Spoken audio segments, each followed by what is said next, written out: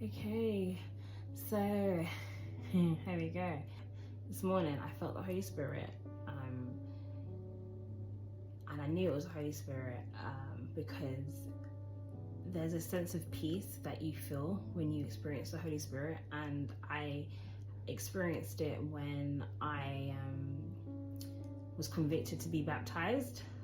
Like the thought of baptism always scared me. I felt like I wasn't ready. I felt like I needed to become this certain person. And then one day I had this dream, and this feeling of peace just came over me, and I was like, it's time to get baptized. And the same thing happened this morning. I was kind of in a sleep, kind of wasn't in a sleep. It was, I don't know, I wasn't dreaming, but there was just this peace again, and I haven't experienced that. And to be fair, I shouldn't have been feeling peace because I was running on very little sleep, and I'm normally quite irritated and a bit just far from feeling peaceful when I haven't got enough sleep. So that was it didn't make any sense why I was feeling so much peace. And I sat with it, and I went about my day, and I still experienced this sense of peace throughout the day. Like, I had quite a joyful day today, and I didn't really do anything crazy, but me and my baby got out of the house, and we went to the park, and we had a really nice time. But I just felt really joyful. So I just knew that God was trying to speak to me, and I just felt in my spirit that there was something that he wanted me to do. The same way the last time I felt it, I knew I had to get baptized, but that was more specific. I felt like his instructions were very clear because I had a dream about what he wanted me to do. Whereas with this, I wasn't dreaming, so I didn't necessarily get, I didn't really see what it was that he wanted me to do, but I could feel that there was something I wanted to do. And this evening I prayed. That's literally where I'm sitting right now. I just had a prayer, and I just said, God, please reveal to me what it is that you want me to do, because I can feel it in my heart, in my spirit, that you want me to do something. I feel like you want me to speak about something and reach someone. So I'm on this counselling course. I'm supposed to be doing my level 3, but I've been finding it very difficult to find the time to do it. I've done my level 2, but the level 3, I'm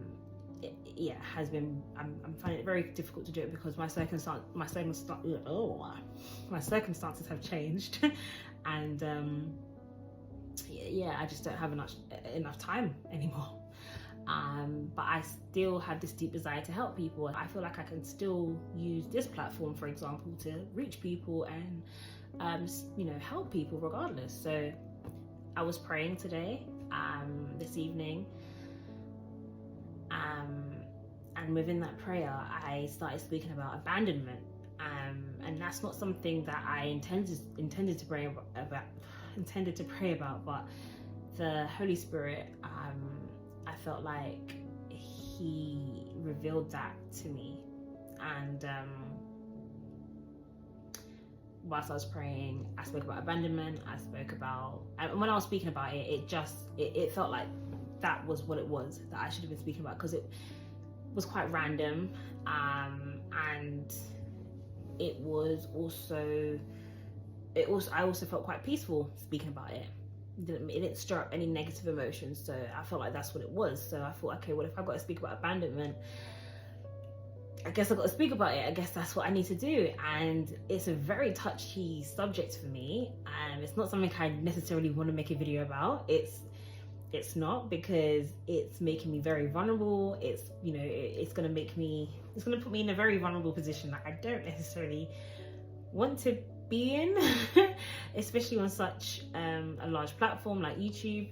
But I have been wanting to use my YouTube channel as a source of encouragement, but I've also been struggling to know what that is.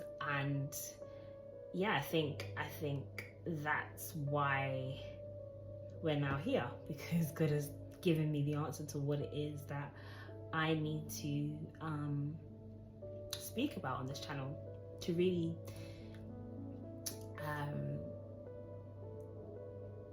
fulfill what it is that I find meaningful on this channel. So we're here. So like I said, abandonment is very touchy. It's a very touchy subject, and to me, because my abandonment started from childhood. So I lost my mum when I was 8 years old, and I lost my mum to breast cancer. So it was a slow type of abandonment, if that makes sense. So it wasn't like a sudden abandonment. It was, I mean, I was 8, so to be fair, it was quite sudden because I didn't really understand what was really going on. But that's where abandonment issues started for me. Well, that's how it became, should I say, because from when my mum passed away, I moved different houses. I stayed with different family members. I never really had a strong foundation like I did when my mum was home. When my mum was here. Because before that, I lived in a home with my mum, my siblings, and that was all I knew. And then after she passed away, I knew so many other situations. And I think as the years got on, I don't think I've ever really put my finger on abandonment and gone, hey, that's exactly what I have. But now as a mother, I don't know what it is. I think maybe when you become a parent and you start to parent a child, you start to think about different things, and you start to realize, what you don't want your child to experience. And in doing that, you realize some of those things that you don't want them to experience are the things that you've experienced.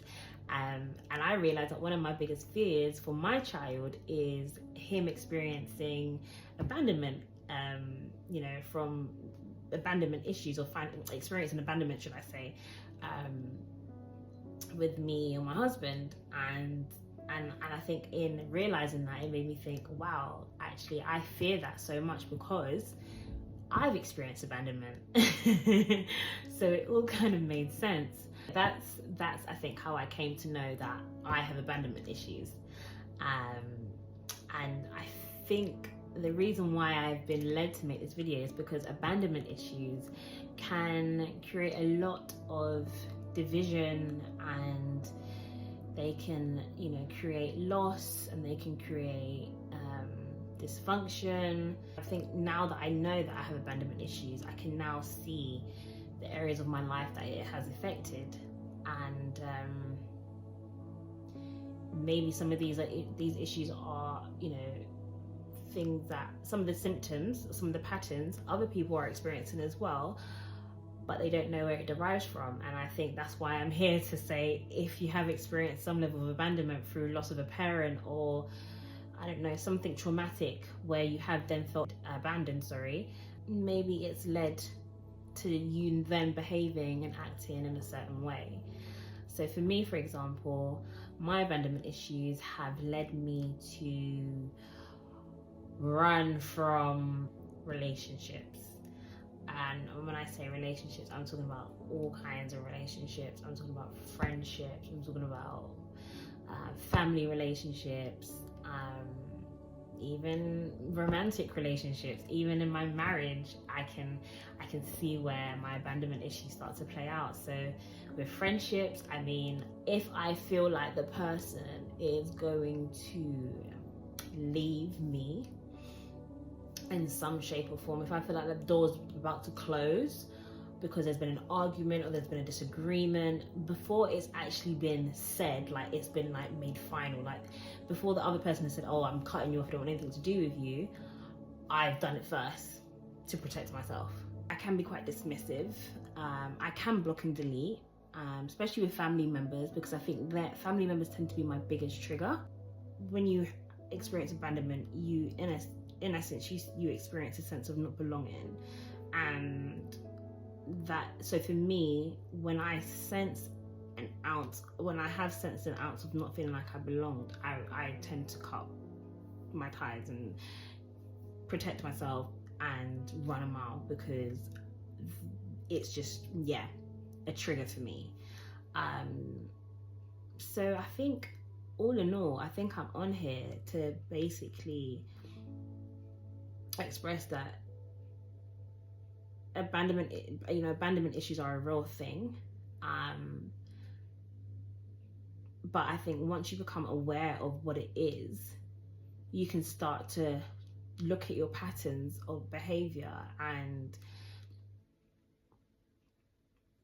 think twice before reacting to a situation, and giving situations some time to breathe before you make any irrational decisions. Like, abandonment issues are painful. Like, to feel, abandonment in itself is painful, and it can shape how you feel about yourself. It can shape how you feel about relationships, your sense of self-worth, your self-esteem, because I think inherently we're designed to belong in packs, and we're designed to belong in community. And I think abandonment is such a scary feeling, because when you experience abandonment, you don't feel like you don't belong, and then that sends your nervous system into like panic mode and survival mode. Like, so for me, my survival mode was that I need to leave. I need to protect myself. And that's not to say that I wasn't wanted. That's not to say that I wasn't loved by family members and friends, and but my nervous system was just,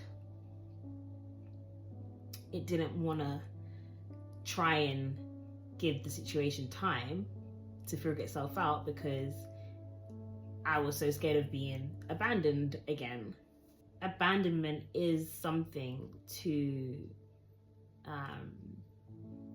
not take lightly, because like I said, for me, it's cost me relationships, it's cost me, so even in my marriage, for example, sometimes I have to tell myself to really like, I have to remind myself often, like, this is my husband who loves me dearly, so I need to look at the whole, I need to not look at that specific situation and feel so hurt by a situation, when knowing my husband, his intentions are never to hurt me. And it's the same for my friends. Like, their intentions may not be necessarily to hurt me. So I think, as you need to consider the entire situation, or should I say the entire relationship, before cutting ties or making statements that ruin the friendship, basically ending the friendship. I think it's something we really need to be careful about, because life is, if we're blessed, it's a long road, and you want to enjoy the journey with people who you love, and significant people that significant others, whether it's friends or family. It's a shame when you do create those bonds and then you lose those bonds in a heartbeat. And don't get me wrong, sometimes seasons change and people do leave and people move on, and the relationship isn't supposed to be forever, and that's okay. But I mean, I think we live in a generation where we're so quick to cancel people out of our lives and block people, and it's a shame when the relationship is genuine and it's sincere, and it's deeper than just an acquaintance. It's the friend becomes family. The bond is, family bonds should really be for life. But I mean, family bonds are even more intricate and precious, because these people know you. I'm obviously talking about healthy family relationships, where they're not harming you, or they're not mistreating you. But I mean, relationships where it is just a matter of miscommunication and situations like that, I just don't think it's worth throwing the relationship away. Yeah, we definitely live in a generation where we are quite quick, and we have the technology to be so quick to cut people off, and we have the technology to be so quick to say things that we can't take back. We have the opportunity to like quickly say something in a text message, whether it be something that you say when you meet up with the person, or something that you say when you see the person. But because we have these smartphones where you can just send a text, and within a matter of seconds you can just end the relationship, it's it's very dangerous. But there are relationships where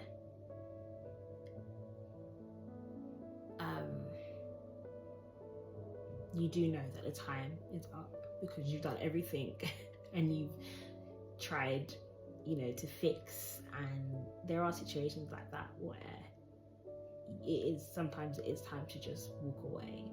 But I'm talking about the situations where,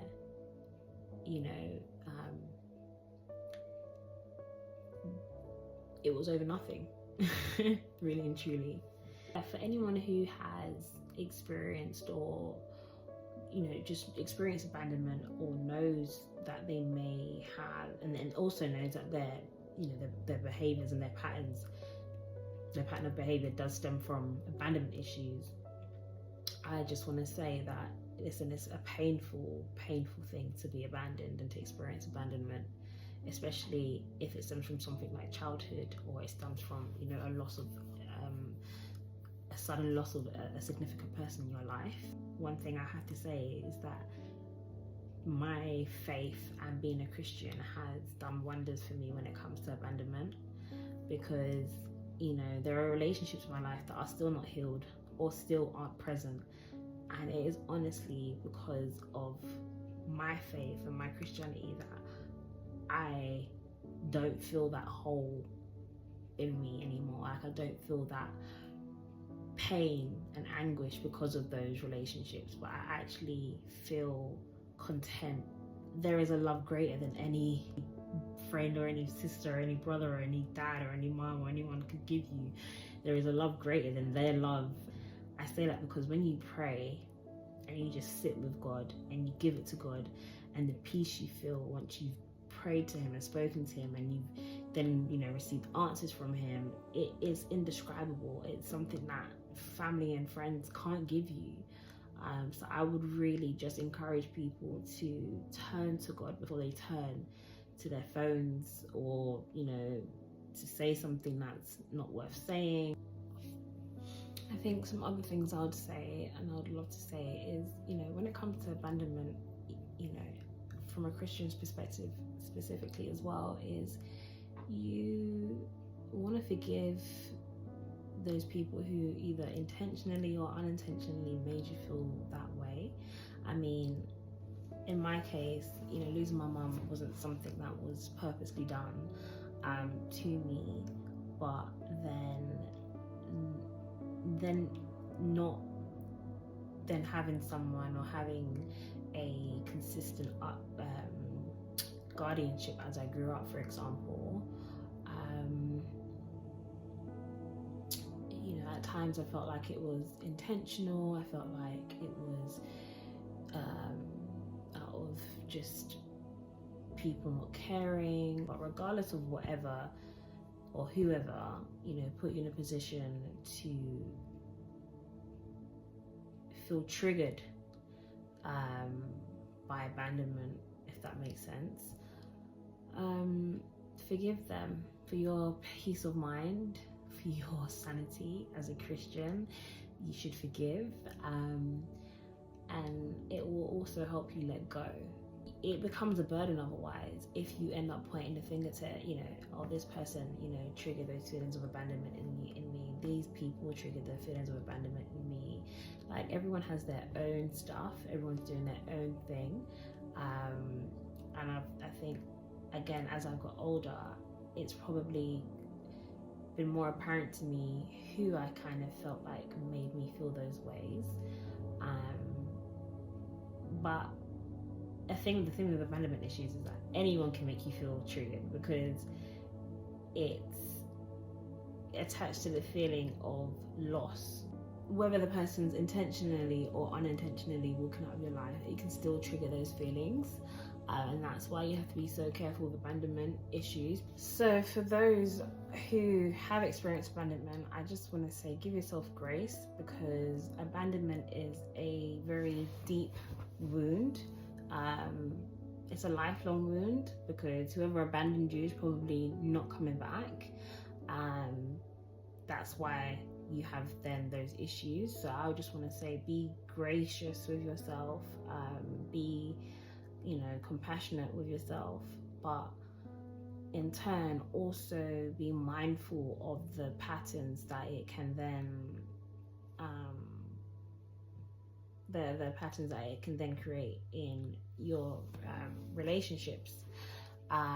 Be mindful of them, explain them to, you know, the people in your close circle, so that they can then sometimes remind you of the fact that those issues do exist, and let you know, and kind of bring it to your attention when those issues are starting to play out, because it can be damaging. But obviously, being someone who has those issues, I just have a really big heart for people who have experienced abandonment. I really do. I wish I could hug everyone who has experienced abandonment, because it's something that can really potentially, you know, shake your sense of self, really. But one thing for sure is that it doesn't have to break you. It doesn't have to break the relationships around you. It can be worked on by self-awareness, by prayer. Definitely know that you can still be strong, so strong as a person as well. Like, I feel like I have overcome a lot despite my abandonment issues. You know, I've been able to become a wife, and obviously somebody who would have experienced and had tremendous abandonment. Not saying myself, but I mean, in some senses, you know, abandonment issues can really damage relationships altogether. You know, and so to then have a long-term relationship like I have is one way of overcoming those abandonment triggers. I've clearly been able to do enough work to get to this point, but there's obviously still a long road to go, because there's still some relationships that have been hindered. There's still some relationships that have been broken because of it. It is possible to be better, to still have healthy relationships with abandonment issues. I really and truly hope that something I've said today has helped someone reflect and think, and consider the relationships around them. If there's anything that if you guys want to ask me, or we want to share some of the experiences that you've been through and how my experiences could potentially help you in those situations, I would love for you guys I would love for you guys to ask me. Like I said, I love to give advice where I can. Obviously, none of what I'm saying is qualified advice. It's just advice that I can, that I can give my opinion on. Like, I would definitely seek professional advice, regardless of anything that you take from here, from this video, if you feel like that's what you need. It was really nice to make this video and express my experiences and my thought process on how I feel like abandonment can come up and how it can show up and affect relationships around us. So please let me know if I can, like I said, help anymore. And I hope to make more videos like this that are spirit-led and that come from the heart. You know, it's really late. I look tired, but I really wanted to speak on this today. I really wanted to be obedient to the Holy Spirit. I felt moved me to make this video. So yes, thank you for taking the time to listen, and I hope that, like I said, it can help one person and it can prevent one friendship, one relationship from completely falling apart. So yeah, thank you, and God bless you. Good night.